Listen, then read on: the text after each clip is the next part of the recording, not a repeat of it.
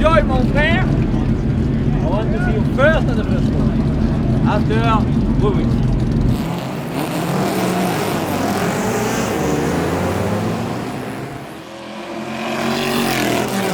I'm Bill Shepherd. Behind me is a 57 Thunderbird, which we call a Battlebird. It's got lots of power. It goes in a straight line fantastically. As Fred may have said just now, it's called Elvis. So my name's Fred Shepherd. So I'm not personally driving this car. I'm actually out in another Thunderbird, a 59 Thunderbird. We've sort of fallen into being a Thunderbird team. We didn't really want to be that, but the cars are so spectacular and they were there to be saved and someone had to save them, and it's a joy to be here and doing it. The Battlebird was built in '57 by Ford as a Daytona Beach speed record car. And this car did 200 miles an hour plus on Daytona Beach and scattered all of the sandcastles and buckets of spades in doing so. The car is one of two produced by Peter DePaolo in 1957. Ford was getting a bit of a drumming by Chevrolet, the Corvette versus the Thunderbird, and they wanted to really make a statement. So they produced two cars. This is the big block variation. It has a 430 Lincoln engine. The other car was a 312 supercharged. And they ran the car at the Daytona Speed Week.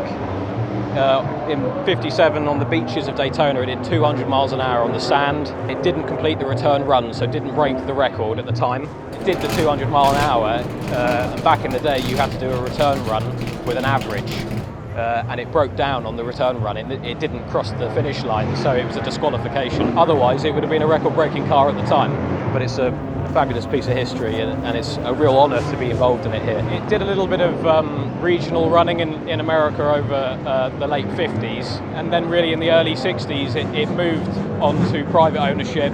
The guy, it was a jet pilot actually, we think it was a Pan Am pilot but we're not sure, really ran it as a road car, ran it around LA and California, which must have been mental. The jet pilot, once he owned it, after he ran it around as a road car for a little while, he actually leased it to the Viva Las Vegas production company, and the car was supposed to be Elvis's hero car. He'd be driving it in the film, but a mechanic a day or 2 days beforehand went for a test drive and wrapped it around a lamppost. So they knocked it out. I think they replaced it with an Elva in the film, and the car really, from that point on, didn't do any major running until we restored it. After the Viva Las Vegas shunt, the insurance company just wrote it off. It was sold off to a guy who bought it for salvage parts. He wanted the engine for speedboats or power boats. He was doing a mix of two. It originally runs a speedboat engine. That's what the 430 was initially intended to be. So he bought it for that, and the car sat with him for a little while until we had a tip off of where it was, and it was there without the engine, but the remains of the car were there. We found it through a friend of mine, Ricky Lee Babineau in Louisiana, and it was in a sorry state. We brought it back to the UK and began to give it some love and get it back to where it was before. But it was a little bit rusty and a bit lacking in all the bits and pieces, but it was there. And so basically my team built it, worked through it, built it, and put right everything that's wrong, but all the metal is generally still there, and that's what we try to do with all our cars, is retain everything we can of the original car. When you're racing you can't retain absolutely everything, but our aim is always to keep the car as original as possible and as true to its own being as it ever could be. There was quite a lot of damage, but also it sat stationary in not great conditions for a long time. It was missing a lot of the components, so it took a lot of research to try and figure out quite how it should be. We think we've got it back, but there's a lack of photography of the big block car. The small block car had a lot of photos, so we think we're somewhere in the middle, but we're pretty close and we're quite happy.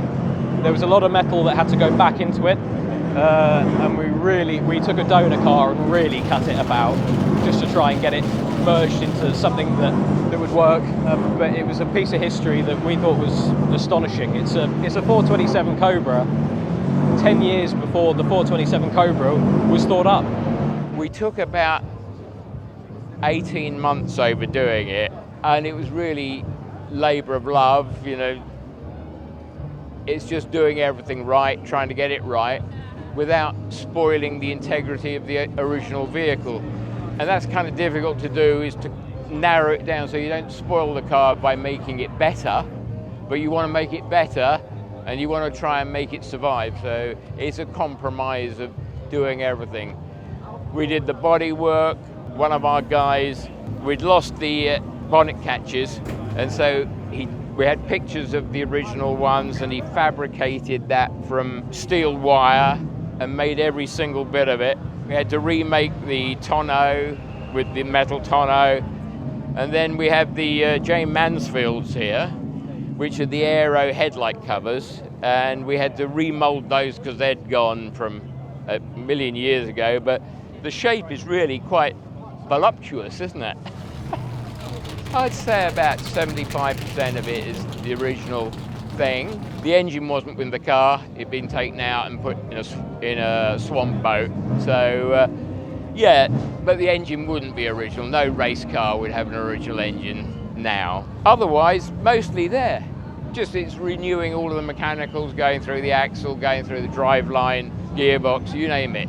You got to work through the whole lot. The brakes have been a nightmare, and so we're just still working with the brakes and trying to make them work. We started in 2016, I can't remember, it's so long ago.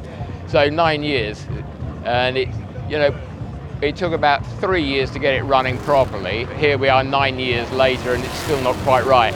Give me another 10 years and it'll be right. Here we go, the 2025 Goodwood Revival racing is underway. It is the Freddie March Memorial Trophy, and it is the Ford Thunderbird Battlebird. As you said, Bill Shepherd has made an absolutely brilliant start from the second row to take the lead. Jenson Button is in second place, being chased by Theo Hunt. Actually, he's made a good start. Nigel Webb's in there as well. But what a great start that was by Bill Shepherd. Well, he said he might be doing it, and he certainly did it.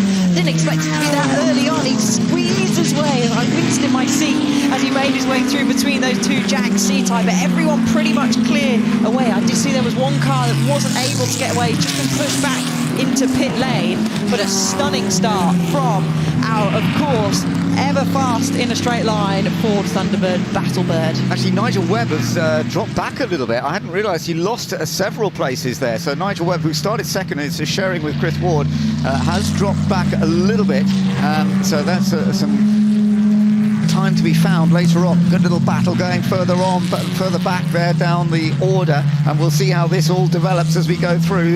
That James Cottingham and Scott Redding sharing the Ferrari TRC, which we were just looking at a moment ago. But what a great start by Bill Shepherd to take the lead with that Ford Thunderbird, and it does have great straight line speed, so to be able to get out in front like that, it might become more difficult as we go further into the race. I think it will be difficult. There's a big weight difference and size difference, as you can tell from there, but there's certainly a big speed difference in a straight line, and we will probably get our first taste of it as Jenson Button ducks into the toe, and there you go, bye-bye Battlebird, up it goes down the straight, stretching his legs, 6/10 is the gap as they go across the line. Well, I'm a Ford fanatic. I've been racing Cobras since Cobras were almost new. So I've been in Fords for a long time. We run all of the Ford heavy metal stuff. I've had a Galaxy, which is wonderful, one of the original lightweight factory Galaxies. And it just seemed like, well, when I found this, I've got to do another Ford. And it's something I love, and it's so weird that no one's seen a Battlebird. There's only two, so no one would have seen one here. So we thought we'd try and make it work. It's better in a straight line, but we're trying to get it going round corners as well. So it's just a challenge. My co-driver today is Romain Dumas, who I've raced with a lot over the years. He's a friend of ours, and he said, of all the cars I want to drive the Battlebird. So first day today, he drove the Battlebird, and surprisingly, still likes it. Well, I'm Romain Dumas, I'm from France. I'm here on a Revival driving many cars. One of these is a Battlebird, the second one will be an Austin, the third one will be a Cobra. So I have the chance to drive 3 cars on the same weekend. My racing career is quite, let's say, large. My specialty is endurance races, won Le Mans, all the 24-hour possible, Nürburgring, Spa, whatever. But after that, I like to do many crazy things. So I do a lot of rally. I'm doing Pikes Peak. I'm doing Dakar Rally. So all with four-wheel. For many years, I was asking Bill Schaefer to drive this car because I think it's a beautiful car. It's so, atypical. None of them is looking at this car. They are completely different. And for many years, I asking, please, can I drive? He always told me, you will be a little bit disappointed when you will drive it. So this morning was the first time. And we are driving together for a lot of years now with Bill and Fred. So this year we said, okay, why not together with Bill to drive this one? And I have to say, on the grid, I think it's not the optimum one because we have this drum brake, but the car is so beautiful that I'm very happy to drive this car. When you ask about a really special car in a paddock here, okay, you have all are special, but this one I think is the most different car than the others. So it's why I like it. This morning it was okay. Straight away, I like the car, I like how it looks. So we'll see now at the race. Normally 1 hour will be possible too long for this car because it will be the first time anyway that it go for 1 hour, so we will see. After qualifying, he brought it back in and he'd taken the brake linings down to metal and there was nothing left of the brakes. We had to change everything because he'd worn the whole thing out. It's one of those cars that you drive and think, this is fantastic. You're going down the street, you go, wow, wow, wow, and then you think, oh no, don't go any faster. Because at the end of the straight, you have to wake up to the fact that you're not going to stop. So I have a marker on the shell building at Woodcote, and that's where I'm aiming at. And if I'm going through anywhere, it'll be through the shell building. If the brakes last, it'll be fine. If the brakes don't last, it'll become more and more difficult. I realized that the braking was very, very poor in terms of performance. But let's see now how we could manage, the brake. For sure, it will be a kind of mix between going fast, but not too fast, to try to finish the race. But the good news is I'm starting the car, so I'm giving it to Romain with whatever's left on the car.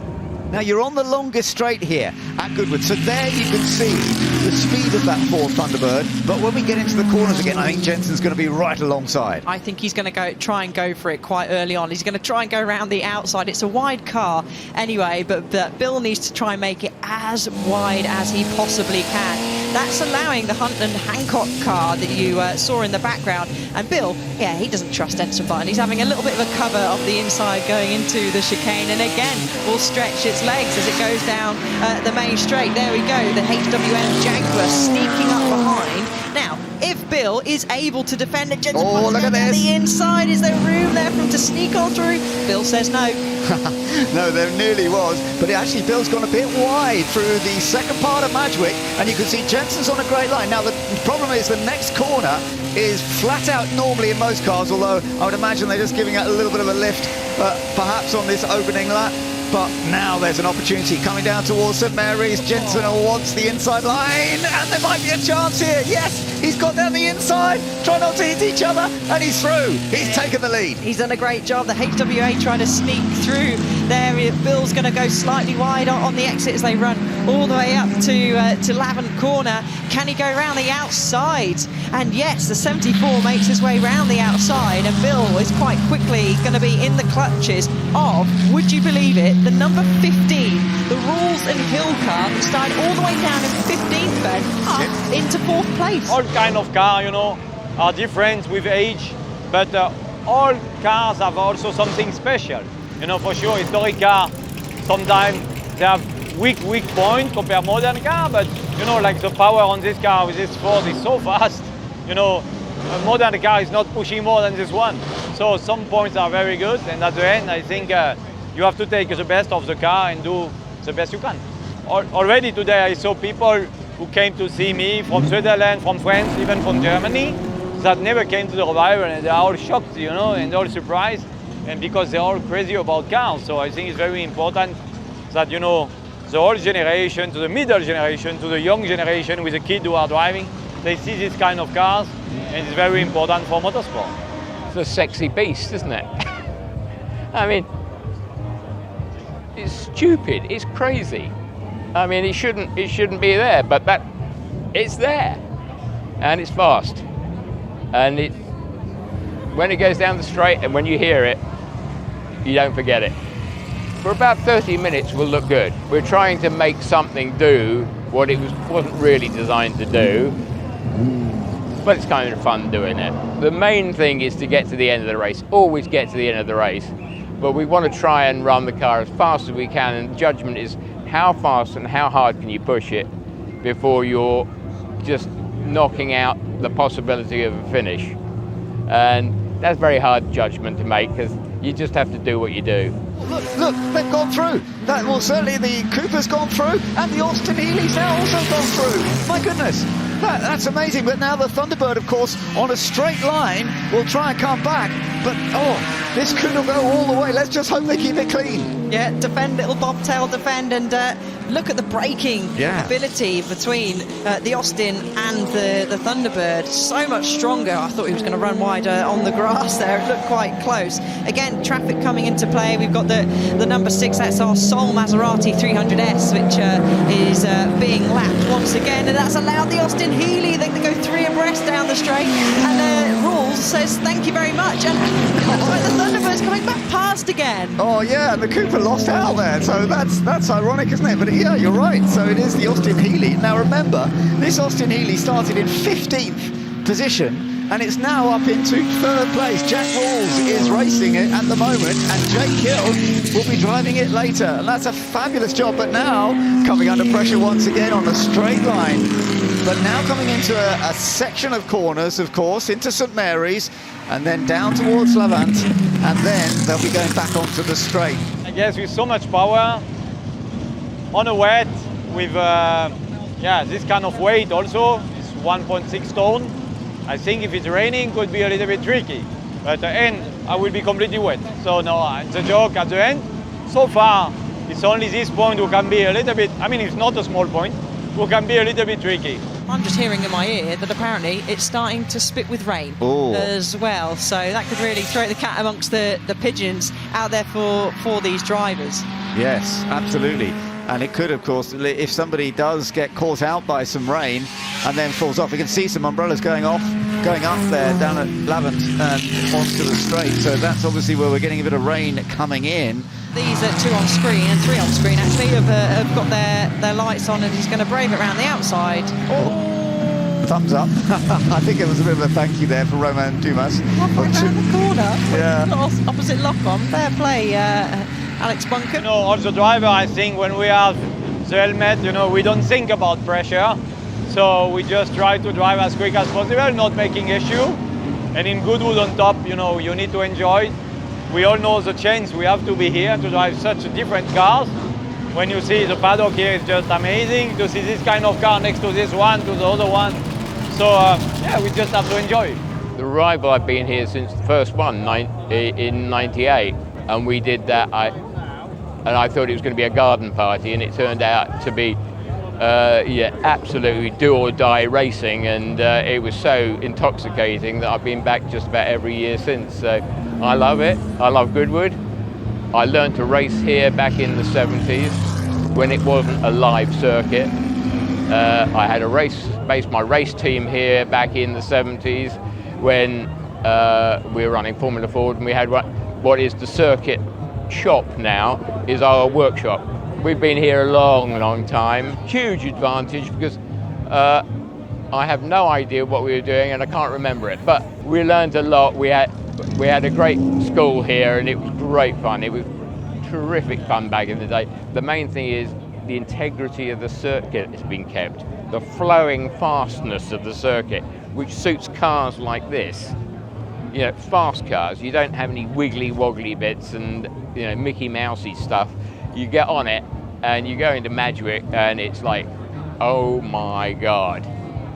So it's the place to race powerful, big cars.